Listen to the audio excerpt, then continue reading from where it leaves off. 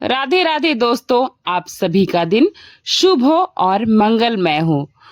आप सभी को आज के इस वीडियो में आगे के महात्म की कथा सुनने को मिलेगी माघ मास की। लेकिन उसके पहले आपको रोज की तरह बहुत सुंदर सी कहानी सुनाएंगे राजा आस्कर की। राजा आस्कर की कहानी लोगों को अक्सर भ्रम होता है कि भगवान का भजन तो केवल संत बनकर ही किया जा सकता है, घर त्याग कर ही किया जा सकता है, लेकिन ऐसा नहीं है। बड़े बड़े चक्रवर्ती सम्राट भी काफी महान संत हुए हैं। और यही नहीं सोचना चाहिए कि हम गृहस्थ हैं तो फिर भला हम भगवान को कैसे प्राप्त कर सकते हैं। आप तो केवल प्रभु के हो जाइए और अपने मन वचन कर्म से उनको अपना स्वामी मान लीजिए। फिर आप देखिएगा कि उनके जैसा प्यार करने वाला और कोई भी है ही नहीं।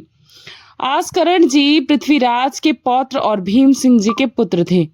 उनके ठाकुर जी का नाम था श्री राधा मोहन। यह आठों पहर अपने ठाकुर जी की सेवा में लगे रहते थे। श्री राधा मोहन जी आस्कर के आराध्य देव थे और हमेशा उनकी सेवा में मगन रहते थे। कान्हा जी के जो भक्त हैं उन्होंने दीक्षा ले रखी है। वह तो भक्त जानते ही होंगे कि 7 ठाकुर जी हैं। अब यह 7 ठाकुर जी कौन कौन है? अगर आप इस बारे में जानना चाहते हैं तो कमेंट करके जरूर बताइएगा, ताकि मैं आपको इन 7 ठाकुर जी की कथाएं सुनाने का भी प्रयास करूं। तो श्री राधा मोहन जी आस्कर जी के आराध्य देव थे, हमेशा उनकी सेवा में मगन रहते थे।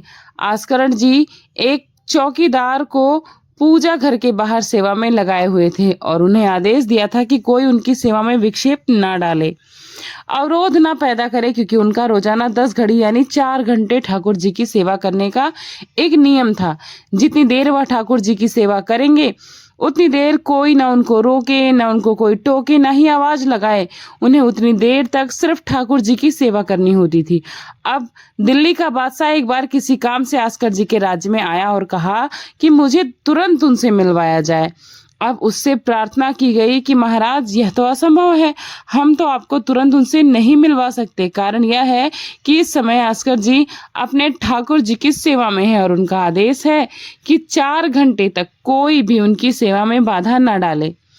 बादशाह ने आस्कर जी को सूचना देने के लिए बार बार आदेश किया, पर किसी भी सेवक ने बादशाह की आज्ञा नहीं मानी। अब बादशाह को इस बात से बड़ा कष्ट हुआ और क्रोध भी आया और उसने इसे अपना अपमान समझ लिया। तब उसने तुरंत अपने सेनापति को आदेश दिया कि उन सभी को दंड दिया जाए और आस्कर जी को बंदी बनाकर बादशाह के सामने लाया जाए। उन्हें बताया गया कि आस्कर जी को 4 घंटे तक कोई सूचना नहीं पहुंचाएगा। अब तो पूरे नगर में बड़ी घबराहट फैल गई।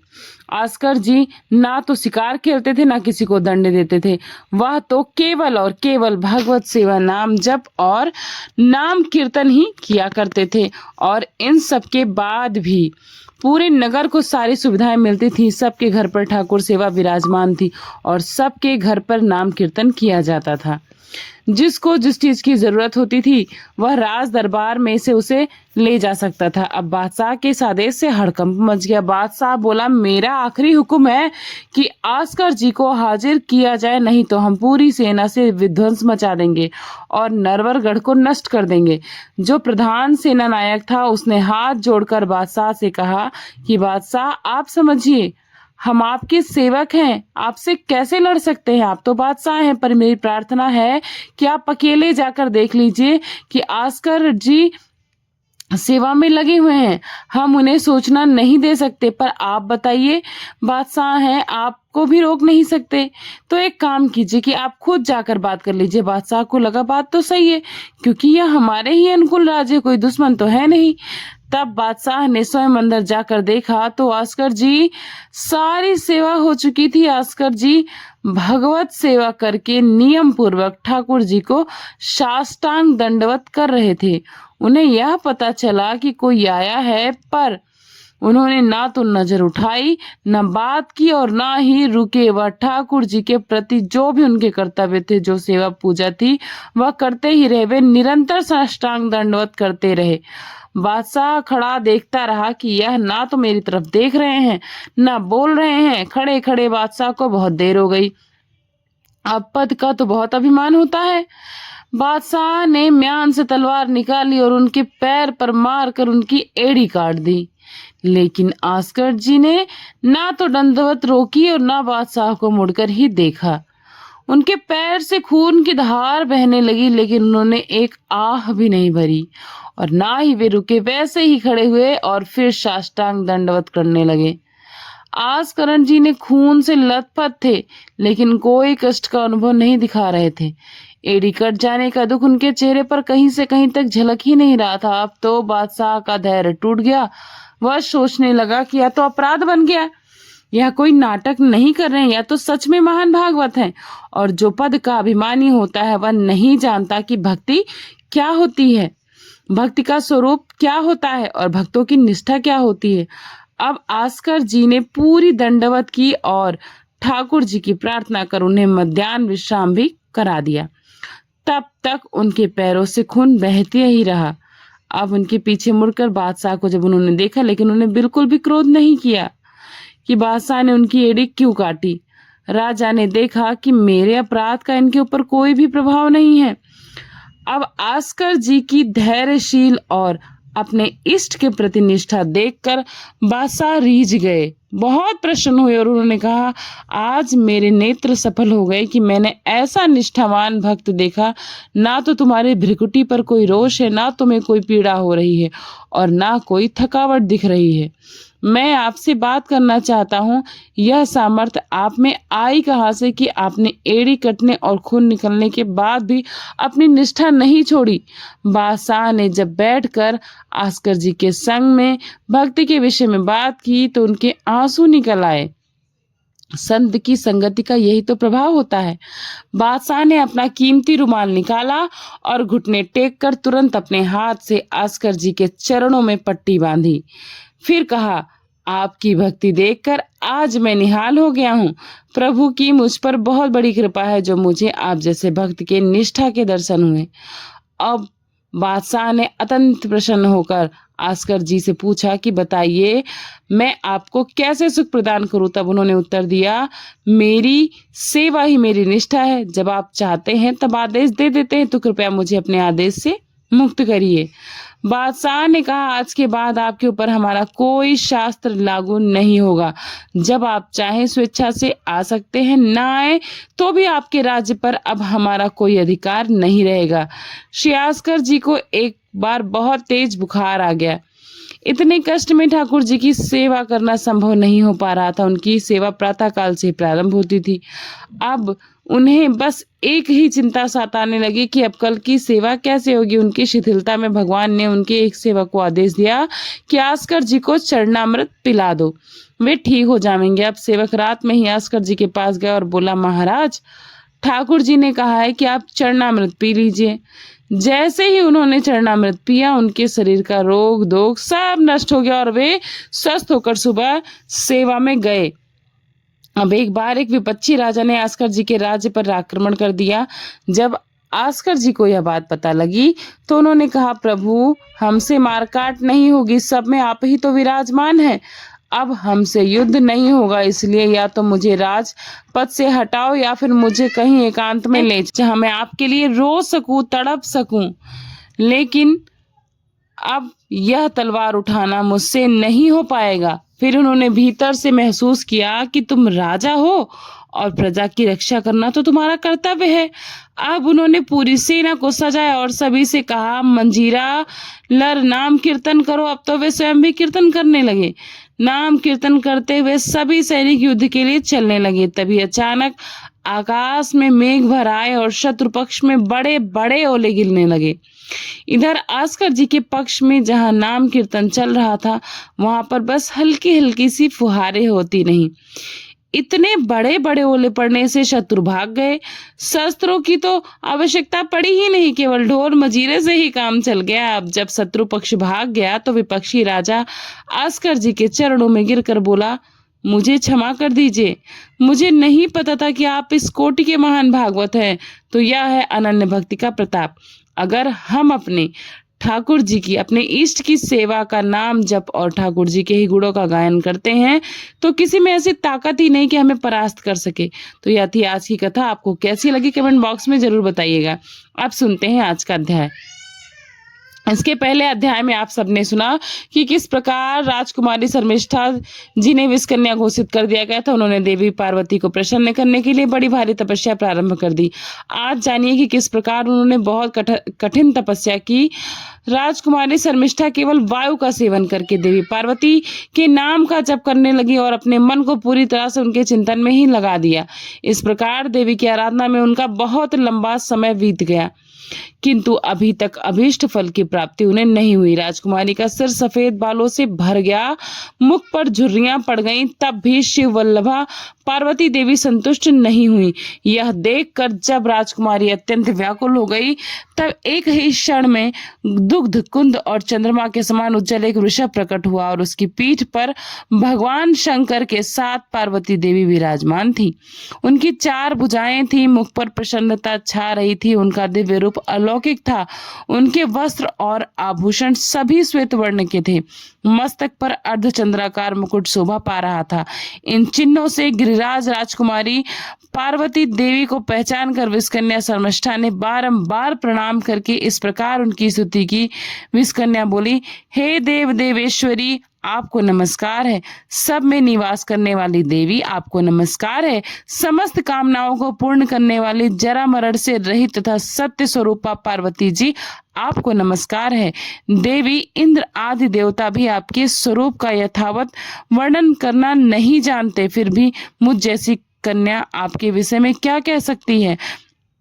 पृथ्वी, जल, अग्नि, वायु और आकाश स्वरूप ब्रह्मांड, संपूर्ण ब्रह्मांड, देवता और सुर, असुर, मनुष्य आदि प्राणियों सहित जिनके भी श्री अंगों से प्रकट हुआ, उनका जन्म देने में ब्रह्मा, नाश करने में महेश्वर और पालन करने में विष्णु जी समर्थ नहीं है। उन सर्वेश्वर देवी को मैं कैसे स्तुति कर सकूंगी, जिनमें अणिमा 8 गुणों वाला ऐश्वर्य स्वभाव विद्यमान है, जिनका ऐश्वर्य लोक में सबसे बढ़कर और सबके लिए अत्यंत सारिप्राण है, जिनके अनेक स्वरूपों का ध्यान परायण मुनिगण निरंतर भक्ति पूर्वक ध्यान करते और उस ध्यान के प्रभाव से सभी मनोरथ को प्राप्त हो जाते हैं। मोक्ष प्राप्ति के लिए दृढ़ निश्चय करने वाले योगी पुरुष अपने हृदय में जिनके स्वरूप का चिंतन करके भावर धूप पुष्पों के द्वारा उनकी पूजा अर्चना करते हैं, उन महामहेश्वरी देवी का स्तवन में मानवी होकर कैसे कर सकती हूँ।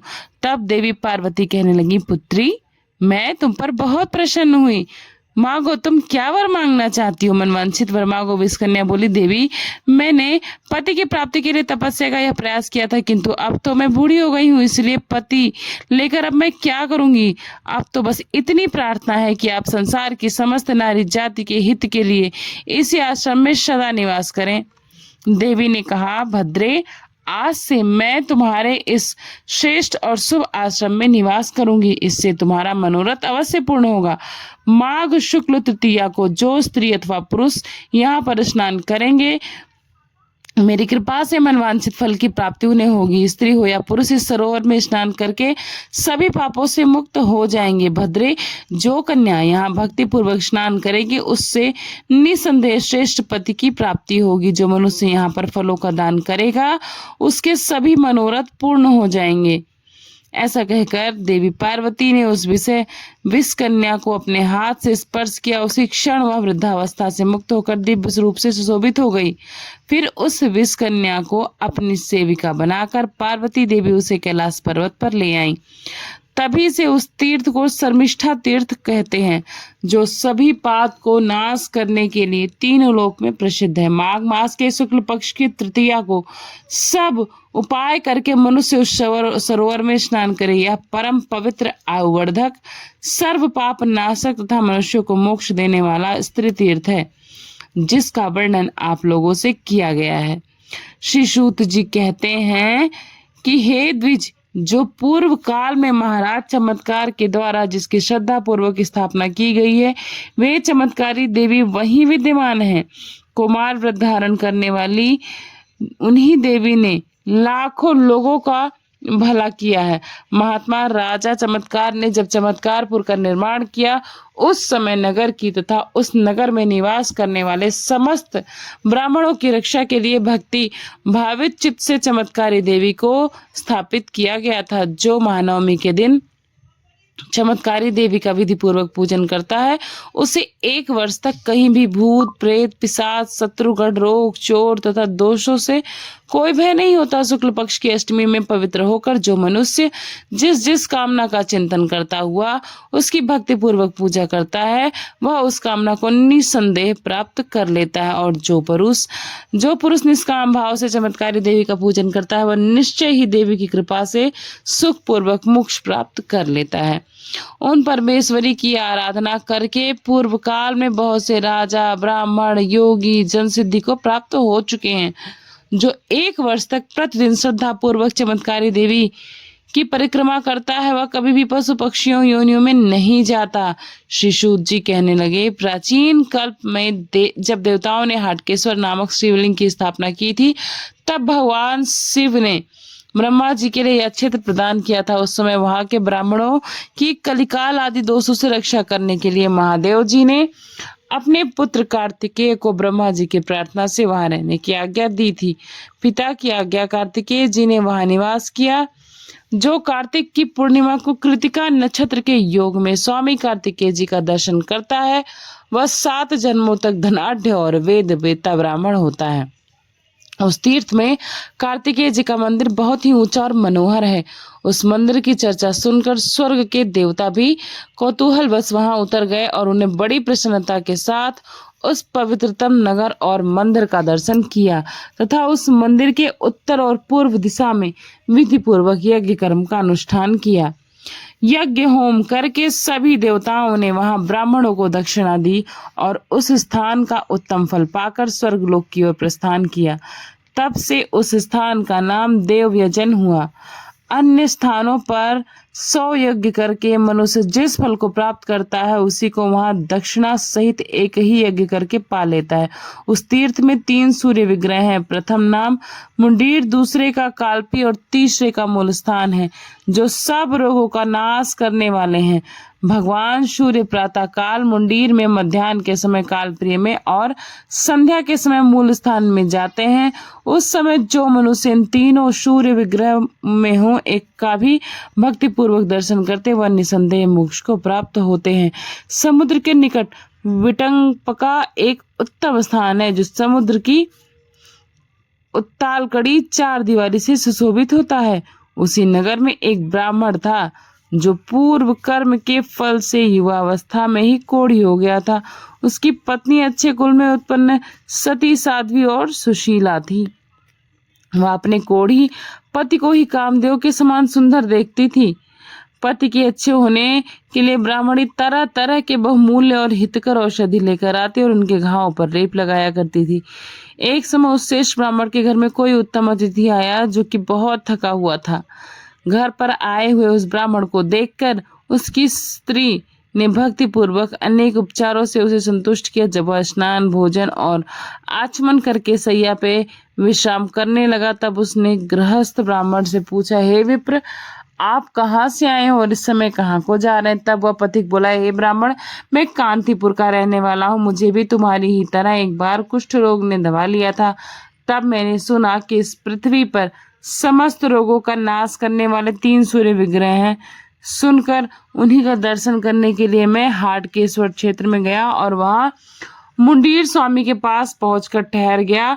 उस स्थान पर सूर्यदेव का विधि पूर्वक पूजन करने से मेरा सब रोग नष्ट हो गया और शरीर भी परम सुंदर बन गया। तभी से मैं उसकी परिक्रमा और उसकी पूजन के लिए हर वर्ष वहां पर जाता रहता हूँ। इतना सुनकर वो बहुत ही ब्राह्मणी खुश हुई। इस समय मैं वहीं से लौट कर आया हूँ। हे ब्राह्मण देवता, तुम भी उस तीर्थ में जाकर वहां के 3 सूर्य विग्रह के दर्शन कर लो, जिससे कुष्ठ रोग का नाश हो जाएगा। आज मुझे तुम्हारे घर में अपने ही घर का आराम मिला है। अब मैं अपने नगर को जाऊंगा। पति की यह बात सुनकर गृहस्थ ब्राह्मण ने अपनी पत्नी के मुख की ओर देखा। तब वो कहने लगी, हे प्राणनाथ, इन्होंने तो बहुत अच्छी सलाह दी है, इसलिए वहां वे 3 सूर्य विग्रह उस स्थान पर शीघ्र ही चलेंगे। प्रभु, मैं भी आपके साथ आपकी सेवा में संलग्न रहकर चलूंगी। फिर उसके बाद उस ब्राह्मण ने अपनी पत्नी के साथ मुंडीर स्वामी के निकट प्रस्थान कर दिया और बड़े क्लेश से किसी प्रकार वह हाटकेश्वर क्षेत्र में पहुंचा और अपनी पत्नी से बोला, प्रिय, मैं रोग और भूख से बहुत कष्ट पा रहा हूँ, इसलिए मुंडीर स्वामी के पास तक चलने में मैं असमर्थ हूँ। अब मुझसे नहीं चला जाएगा, इसीलिए यहीं पर मैं अपना शरीर त्याग दूंगा। अब तुम भी कोई अच्छा सा साथ ढूंढकर वापस लौट जाओ। तब उसकी पत्नी कहने लगी, हे प्राण वल्लभ, आपके भोजन के बिना मैंने कभी भोजन किया ही नहीं। एकांत में जब तक आप जागे हैं मैं भी कभी नींद नहीं ली। आज इस महाक्षेत्र में आकर जब आप परलोक को जाने के लिए उद्यत हैं तो आपको त्याग कर मैं भला घर कैसे लौट सकती हूँ। आपके बिना बंधु बांधव गुरुजनों अन्य सुहृद को मैं कैसे मुंह दिखाऊंगी। इसलिए हे स्वामी, मैं तो आपके साथ ही अग्नि में प्रवेश कर जाऊंगी। और यह बात मैं शपथ खाकर कहती हूँ महामते, जितने उपवास आपने किए हैं उतने ही मुझसे भी हुए हैं। इस दशा में आपको छोड़कर मैं घर कैसे जा सकती हूँ। आपकी पत्नी का ऐसा निश्चय जानकर ब्राह्मण ने एक चिता तैयार करवाई और अपने आप को जला डालने के लिए वह अपनी पत्नी के साथ ही उस चिता पर बैठ गया। फिर मन ही मन भगवान सूर्य का ध्यान करके जैसे ही आग अपने हाथ में ली, तुरंत 3 महातेजस्वी पुरुष उसके सामने उपस्थित हो गए। वे ही सूर्य के 3 विग्रह थे। उनका दर्शन करके ब्राह्मण उसी क्षण कोढ़ के रोग से मुक्त हो गया और सुंदर कांति से सुशोभित तरुण हो गया। इस प्रकार उस क्षेत्र के 3 सूर्य बहुत प्रसिद्ध हैं। उनके दर्शन से भी सभी को अभीष्ट फल की प्राप्ति हो जाती है। श्री सूत जी कहते हैं कि हे विप्रो, उसी क्षेत्र में परम सुखदायक मंदिर भी है, जिसके दर्शन से ही मनुष्य का पाप मुक्त हो जाता है। चंद्र ग्रहण के समय अथवा सोमवार के दिन जो वहां चंद्रदेव का दर्शन करता है, वह अगर पापी भी हो तो भी नरक को नहीं देखता। वह समस्त संसार सोममय है। इसीलिए सोम के प्रतिष्ठित होने से संपूर्ण त्रिलोकी ही प्रतिष्ठित हो जाती है। यह अन्न आदि सभी औषधियां या खेतों में लहराने वाले अनाज, जिनके आश्रय से उन दिनों चमत्कार के 2 कन्याएं थी, जिनमें एक का नाम था अम्बा और दूसरी का नाम वृद्धा। उन दोनों का विवाह काशीराज ने ग्रह सूत्र में बताई गई विधि के अनुसार देवता, ब्राह्मण और अग्नि के समीप किया था। एक समय काशी नरेश का यवनों के साथ घोर युद्ध हुआ, जिसमें भयानक यवनों के द्वारा प्रतापी काशीराज भृत्य सेना और वाहनों सहित मारे गए। अम्बा और वृद्धा ये दुखद वैधव्य पाकर मन वांछित देने वाले हाटकेश्वर क्षेत्र में गई और देवी की आराधना में लीन हो गई।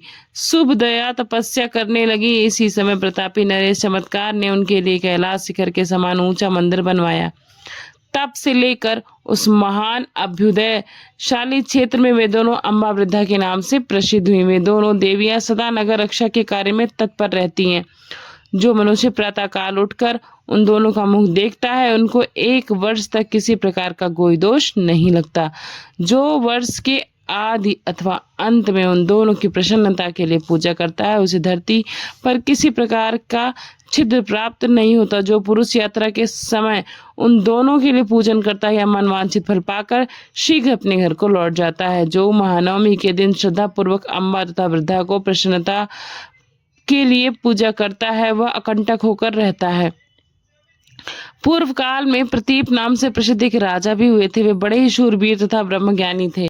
कुछ समय के बाद जब राजा प्रतीप ब्रह्मलीन हो गए, तब देवापी ने वन को प्रस्थान किया।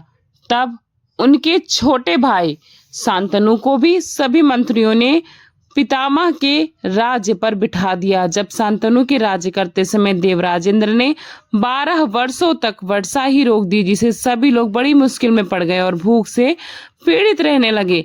यदि दैव योग से किसी के पास कहीं थोड़ा सा भी कच्चा या पक्का हुआ न दिखाई देता तो दूसरे बलवान लोग उसे बलपूर्वक छीन कर खा लेते थे। सारे वृक्ष जलाशय सूख गए। गंगा नदियों में बहुत थोड़ा सा जल रह गया। इस प्रकार वर्षा न होने पर धर्म का मार्ग ही नष्ट हो गया। संपूर्ण जगत हड्डियों से भर गया। कोई भी यज्ञ, स्वाध्याय, व्रत का पालन नहीं करता था। तब अग्निदेव इंद्र पर क्रोध करके भूमंडल के लिए ही अदृश्य हो गए।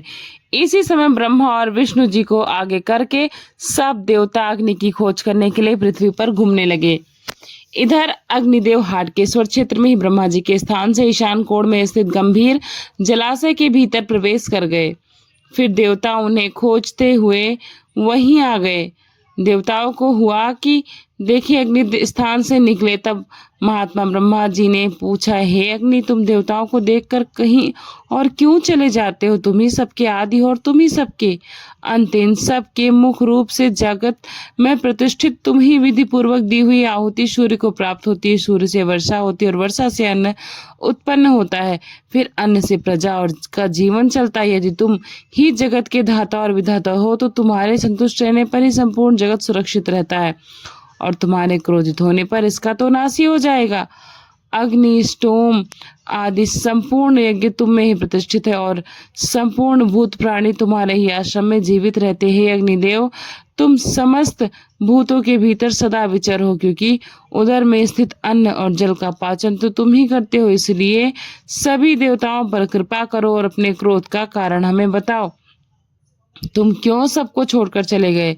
सूत जी कहते हैं, ब्रह्मा जी की यह वचन सुनकर तब अग्निदेव ने क्रोध त्याग दिया और बड़े प्रेम से कहा, हे कमलोद्धव, देवराज इंद्र ने वर्षा रोक दी, जिससे अन्न आदि औषधियों का सर्वनाश हो गया। उन्हीं पर क्रोध करके मैं इस संसार को छोड़कर अदृश्य हो गया। यह सुनकर ब्रह्मा जी बोले, इंद्र, अग्निदेव ठीक ही कहते हैं, तुम संसार में वर्षा क्यों नहीं करते? देवराज कहने लगे, पितामह, अपने बड़े भाई का उल्लंघन करके इस संत अनु समूची पृथ्वी का राजा बन बैठा है, इसलिए मैं उसके राज्य में वर्षा रोक दिया हूँ। अब आप ही प्रमाण है कि ये मैं क्या करूं? ब्रह्मा जी बोले, इस उल्लंघन का फल तो उसे राजा ने पा ही लिया। अब मेरे कहने से तुम शीघ्र अतिशीघ्र वर्षा करो, जिससे यह संपूर्ण जगत अकाल और क्षुधा द्वारा नष्ट होने से बच सके। यह इंद्र ने शीघ्रता पूर्वक पृथ्वी पर वर्षा करने के लिए पुष्करावर्तक नाम वाले मेघों को आज्ञा दी कि शीघ्र ही वर्षा करो। धीरे धीरे क्षण भर में ही इस संपूर्ण पृथ्वी को जल से उन्होंने भर दिया। फिर देवताओं सहित ब्रह्मा जी ने अग्नि से कहा, हे पावक, तुम अग्निहोत्र में ब्राह्मणों के सामने प्रत्यक्ष प्रकट हो जाओ और मुझसे वन वांछित वर मांगो। अग्निदेव बोले, यह पवित्र जलाशय भूतल पर अग्नि तीर्थ कहलाए, जो प्रातः काल उठकर श्रद्धा पूर्वक इसमें स्नान करने के बाद अग्नि सूक्त का जप करके आदर के साथ आपका दर्शन करें, उसको आप मेरे अनुरोध से पूर्णतः संतुष्ट करें। ब्रह्मा जी कहने लगे, हे अग्नि, जो वेद वेदता द्विज प्रातः काल उठकर वहां स्नान और अग्निसूक्त का जप करने के बाद मेरा दर्शन करेगा, उससे अग्निष्टोम यज्ञ का संपूर्ण फल उसे प्राप्त होगा। अग्निदेव बोले, लोकेश्वर, 12 वर्षों तक मुझे कभी तृप्ति नहीं हुई। मृत लोग भूख से पीड़ित था, इसलिए मुझे भी कुछ नहीं कुछ मिला, इसलिए मुझे यहाँ अनमन अन्नमय यज्ञ होगा। अग्निदेव की बात मानकर ब्रह्मा जी कहने लगे, तास यहाँ जो कोई ब्राह्मण निवास करते हैं, वे वसुधारा की आहुति से तुम्हें दिन रात दिन भक्ति पूर्वक तृप्त करते रहेंगे। इससे तुम पूर्णतः पुष्ट हो जाओगे और उनके भी मनोवांछित पूर्ण हो जाएंगे। संक्रांति के समय तुम्हारे मुख में जो आहुति डालेंगे, उनके जीवन भर के अज्ञान जनित पाप नष्ट हो जाएंगे। तुम्हारे संतुष्ट होने पर आगे चलकर उसीर देव में शिशि नाम से सुविख्यात राजा होंगे, जो श्रद्धा पूर्वक 12 वार्षिक अर्थात 12 वर्षों तक चालू रहने वाला यज्ञ करके वसुधारा देकर तुम्हें वर्षों तक तृप्त करते रहेंगे। इससे तुम्हें उत्तम पुष्टि प्रदान होगी। भूतल पर वेद बताओ में श्रेष्ठ सभी मनुष्य तुम्हारी पूजा करेंगे। आज से लेकर वर्षों तक तुम इसी प्रकार पूजे जाओगे। शांतिम कमल तृप्ति प्रदान करने वाला होगा। अग्निदेव ऐसा कहकर लोक में ब्रह्मा जी इंद्र विष्णु और शिव आदि देवताओं के साथ ब्रह्मलोक को चले गए। वहां से सब देवता अपने अपने धाम को चले गए। अग्निदेव ब्राह्मणों के अग्निहोत्र ग्रह में प्रकट हुए और विधि पूर्वक प्राप्त वसुधारा होम ग्रहण करने लगे। इस प्रकार हाटकेश्वर क्षेत्र में परम उत्तम अग्नि तीर्थ प्रसिद्ध हुआ, जहाँ प्रातः स्नान करके मनुष्य दिन भर के पाप से मुक्त हो जाता। हरे कृष्ण। आज का अध्याय बस इतना ही। इसके आगे का अध्याय आप अगले अध्याय में सुनिएगा। तो आपको ये कथा कैसी लगती है कमेंट में जरूर बताइएगा। मिलती हूँ नए अध्याय के साथ नए वीडियो में। Thanks for watching. Purnima Keshav blog. Radhe Radhe.